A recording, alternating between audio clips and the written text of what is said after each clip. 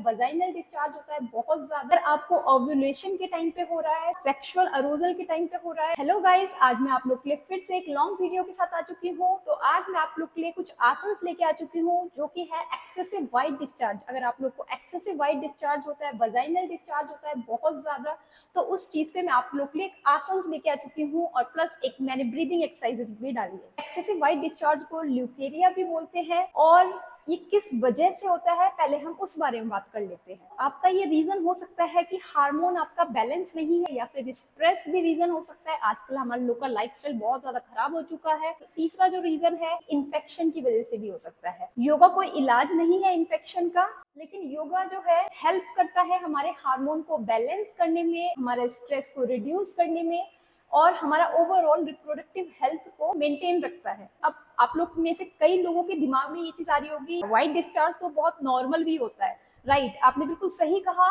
कि vaginal discharge जो है वो नॉर्मल भी होता है। पहले हम बात कर लेते हैं किन लोगों का वजाइनल डिस्चार्ज नॉर्मल कैटेगरी में आता है। अगर आपको ओव्यूलेशन के टाइम पे हो रहा है तो भी उसे नॉर्मल कहते हैं। ओव्यूलेशन टाइम पीरियड वो होता है जब आपकी ओवरी एग रिलीज करती है।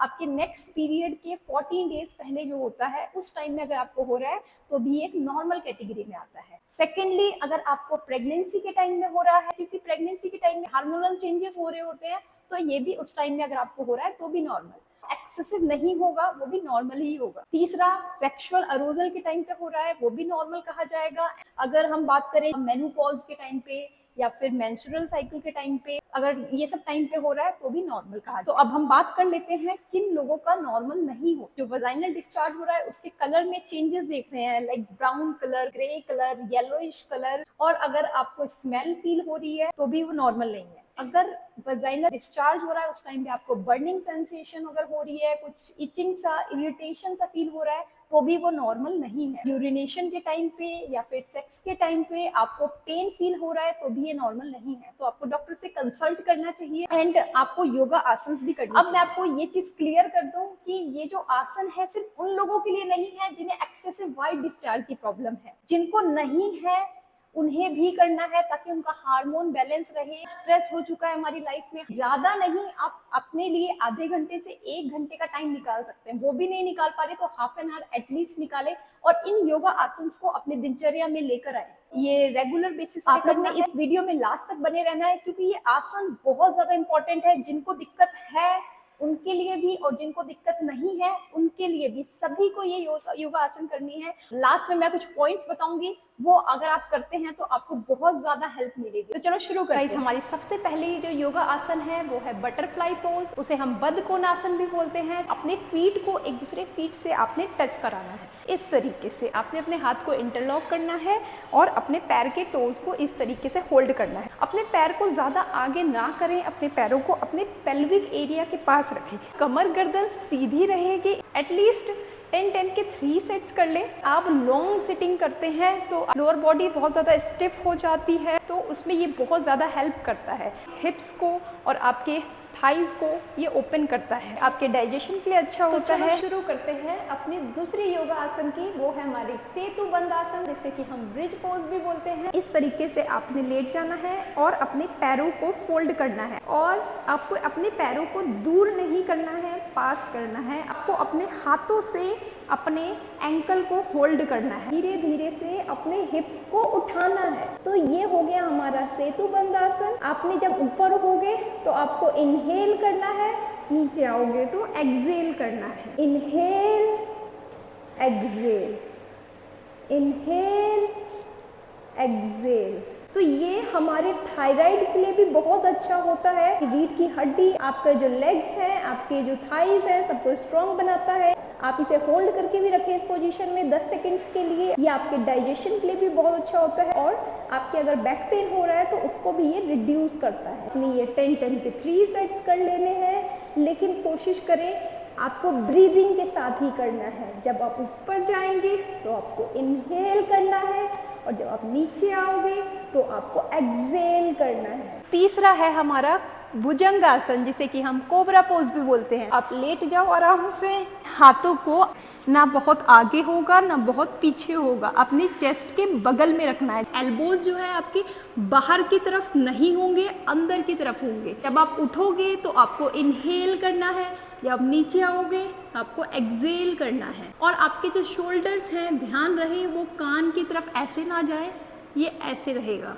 आपके हाथ जो है जब आप उठोगे सीधे नहीं होंगे, मतलब ऐसे नहीं होंगे, ऐसे रहेंगे आपके हाथ। ये आप देख सकते हैं जो मेरे पैर हैं वो बाहर की तरफ हैं, अंदर की तरफ नहीं होंगे, बाहर की तरफ होंगे। ये आपकी बैक पेन को भी रिड्यूस करेगा, कि डाइजेशन को भी इम्प्रूव करेगा, स्ट्रेस भी रिड्यूस करने में हेल्प करता है। और नीचे आते टाइम आपको एक्सेल करना है। Inhale, hold, exhale. चलो शुरू करते हैं हम अपना अनुलोम विलोम प्राणायाम, जिसे हम ऑल्टरनेट नॉस्ट्रल ब्रीदिंग भी बोलते हैं। तो आपने सबसे पहले अपने कंफर्टेबल पोज में बैठ जाना है। मेरा जो कंफर्टेबल पोज है मैं उसमें बैठ गई हूँ। सुखासन हैंड है, उसमें मैंने चिन मुद्रा ले लिया। अपने इंडेक्स फिंगर को अपने थंब से के टिप से ऐसे टच करा के इसे मैंने अपने थाइज पे रख लिया। जो मेरा राइट हैंड है उसमें मैं विष्णु मुद्रा लूंगी, जिसमें मेरा इंडेक्स फिंगर और मिडिल फिंगर जो है इस तरीके से आपने मोड़ लेना है, इस तरीके से। और बाकी जो उंगलियां हैं आपकी वो ऐसे ही रहेगी। राइट नॉस्ट्रिल को बंद करना है अपने राइट हैंड से, और लेफ्ट से आपने इनहेल करना है। इनहेल, आपका जो रिंग फिंगर है उसका यूज़ करना है, और आपको अपने राइट से एक्सेल करना है। अब आपको राइट से ही इनहेल करना है और लेफ्ट से एक्सेल करना है। ये आपका एक साइकिल खत्म हुआ। Inhale, exhale, inhale, exhale. इस तरीके से आपको ये अनुलोम विलोम करना है। ये भी आप कम से कम 10 मिनट कर लें। ये आपके लंग्स को स्ट्रॉन्ग बनाता है, आपके फेफड़ों को स्ट्रॉन्ग बनाता है। ये रेस्पिरेटरी सिस्टम, सांस आप लेते हैं उसको पूरी को क्लीन करता है, आपकी बॉडी को डिटॉक्सिफाई करता है, कंसंट्रेशन लेवल को अच्छा बनाता है, आपके स्ट्रेस को रिड्यूस करता है, और आपकी बॉडी में जो ब्लड सर्कुलेशन होता है उसको भी इम्प्रूव करता है। तो इसके फायदे बहुत हैं। आपको इसे रोजाना करना है, चाहे आपको कोई प्रॉब्लम हो या ना हो। ये आपकी बॉडी में ऊर्जा प्रोवाइड करता है। जैसे कि मैंने आपको लास्ट में बताया कि मैं आपको एडिशनल टिप देने वाली हूँ। तो जो भी मेरे साथ इस वीडियो में बने हुए हैं वो इस एडिशनल टिप्स को लेके जाए और इसको फॉलो करें। अपनी बॉडी को हाइड्रेट रखना है, ज़्यादा से ज़्यादा पानी पीना है। आप एक बैलेंस्ड डाइट को फॉलो करें। आप ओवरली स्पाइसी और ओवरली ऑयली फूड को अवॉइड ही करें। आप ब्रीदेबल कपड़े डालें, थोड़े कॉटन टाइप के कपड़े डालें ताकि आप आराम से सांस ले पाए।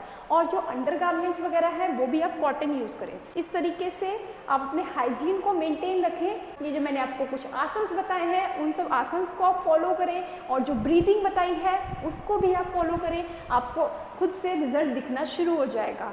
और आप मुझे कमेंट में बताएं आपको ये वीडियो कैसी लगी।